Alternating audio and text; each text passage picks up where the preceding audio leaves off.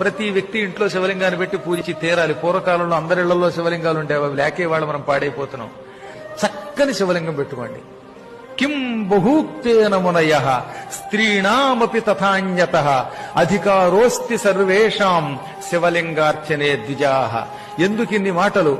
శివలింగం అందరి ఇళ్లలో ఉండొచ్చు, అందరూ శివలింగాన్ని ముట్టుకుని పూజించవచ్చు. స్త్రీణామపి ఆడువారికి, తథా అన్యతః ఇతరులకు, అందరికీ శివలింగం మీద అర్చన మీద అధికారం ఉన్నది. మీ ఇళ్లలో అధికారం ఉంది గనక శివలింగం పెట్టుకు పూజించండి. శివలింగం ఇంట్లో ఉండకూడదని ఎవడన్నా చెబితే వాణ్ణి శవంతో సమానంగా చూసి అవతలకి గెంటేయండి అని నందీశ్వరుడు శివపురాణంలో ఋషులకి చెప్పాడు. ఈ శ్లోకం శివపురాణంలో. కాబట్టి అందరిళ్లలో లింగం ఉండాలి.